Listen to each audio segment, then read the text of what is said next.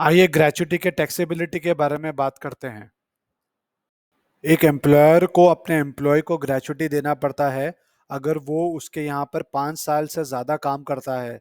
लेकिन अगर in case वो एम्प्लॉय का डेथ या डिसेबिलिटी हो जाता है तो एम्प्लॉयर को 5 इयर्स का क्राइटेरिया कंप्लीट होने का वेट नहीं करना पड़ता।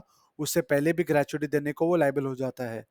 यही ग्रेच्युटी के टैक्सेबिलिटी के बारे में आइए बात करते हैं और समझते हैं। ग्रेच्युटी के टैक्सेबिलिटी को आप दो पार्ट में डिवाइड कर सकते हैं। एक जो ड्यूरिंग सर्विस पीरियड में मिलता है, एक जो रिटायरमेंट के समय मिलता है। जो सर्विस पीरियड में मिलता है ग्रेच्युटी वो फुल्ली टैक्सेबल होता है और वो सैलरी के साथ आपके आईटीआर में फाइल हो जाता है। सेकेंड, जो आपके रिटायरमेंट के समय मिलता है, लेकिन अगर आप गवर्नमेंट एम्प्लॉय है तो जो ग्रेच्युटी आपको रिटायरमेंट के समय मिलता है वो फुल्ली एग्जेम्प्ट होता है।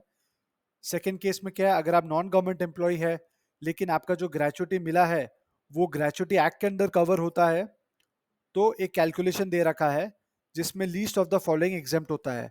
आपका 15 डेज का salary multiply by last drawn salary multiply by completed years of service, या ₹20 लाख, या एक्चुअल ग्रेच्युटी रिसीव्ड। ये तीनों में से जो लीस्ट होगा वही एग्जेम्प्ट होगा इनकम टैक्स से। उसके ऊपर वाला जो भी अमाउंट होगा वो आपका इनकम टैक्स में टैक्सेबल होगा। अगर आपका जो ग्रेच्युटी मिला है वो ग्रेच्युटी एक्ट के अंदर कवर नहीं होता, इसका भी एक सिमिलर कैलकुलेशन दे रखा है और least of the following he income tax में एग्जेम्प्ट रहेगा। उसके ऊपर जो भी आपको मिलेगा वो टैक्सेबल रहेगा।